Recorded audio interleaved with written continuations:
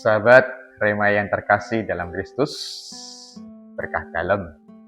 Pada hari ini kita akan merenungkan bacaan Injil dari Injil Yohanes bab 5 ayat 17 sampai dengan 30 dengan tema Allah tetap bekerja.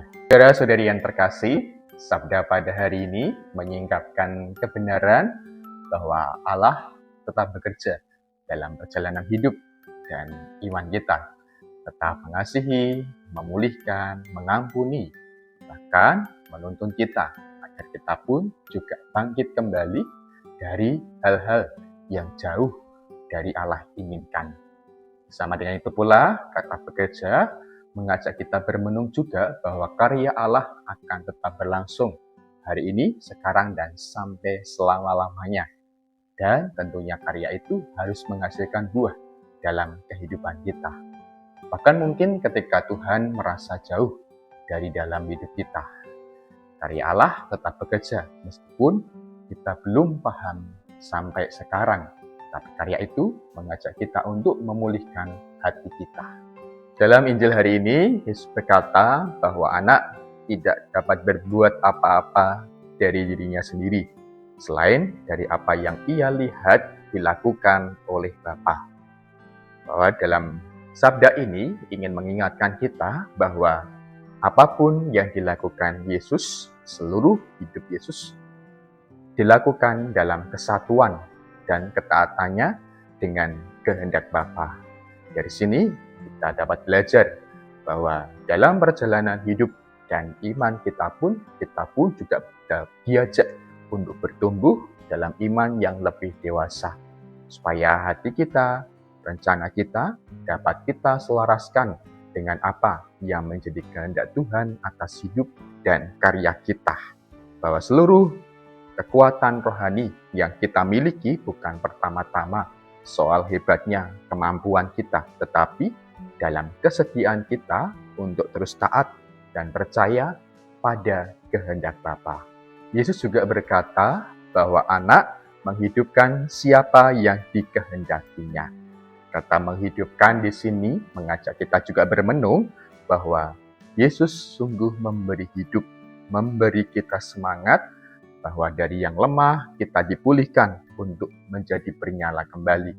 Yesus tidak hanya mengajar tetapi juga ingin datang membangkitkan hidup kita.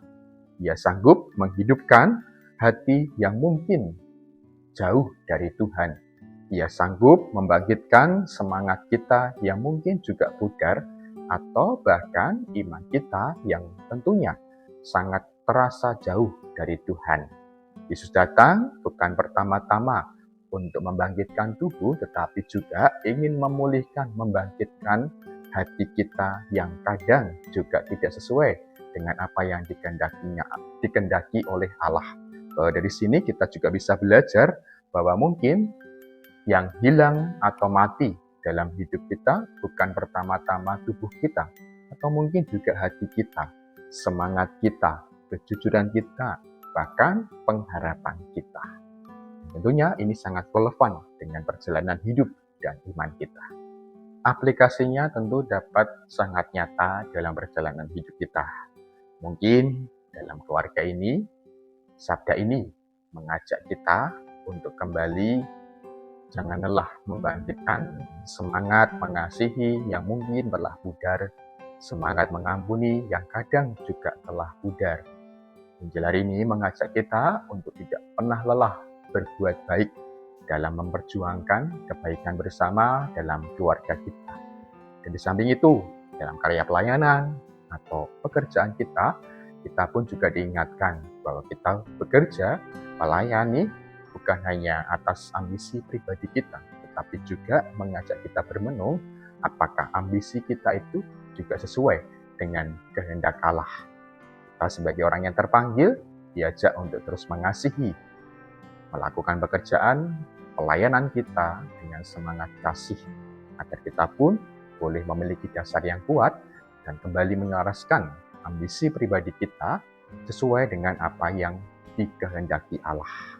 Sabda ini juga meneguhkan semangat kita bahwa Kristus masih sanggup menghidupkan kita kembali.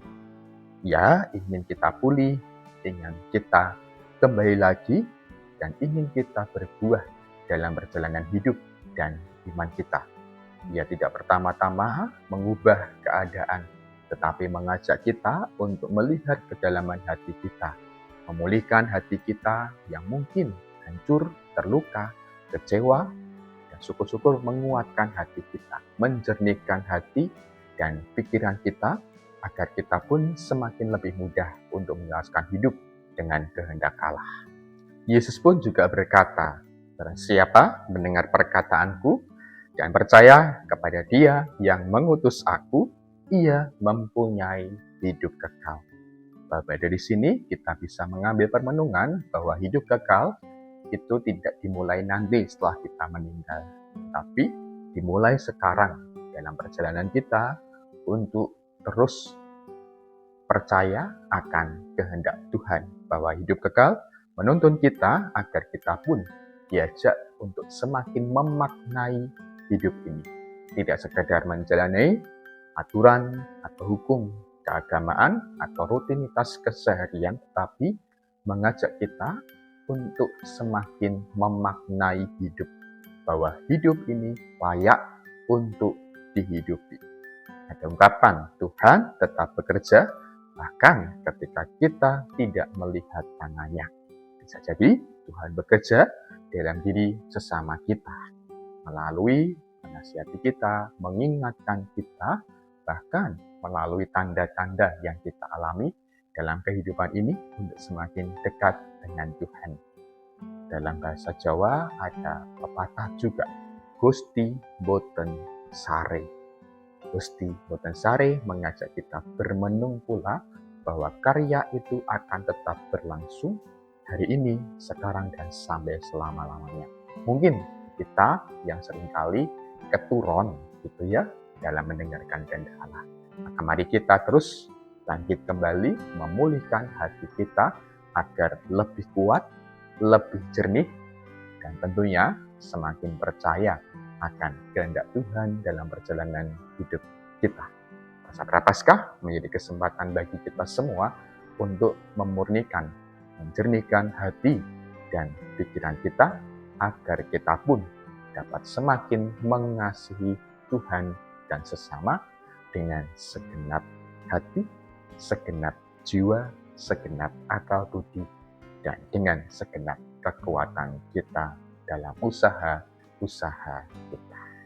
Semoga Tuhan menyertai dan memberkati perjalanan hidup Anda semua, Bapa dan Putra dan Roh Kudus. Berkah dalam Yesus, Maria, dan Yusuf menyertai Anda.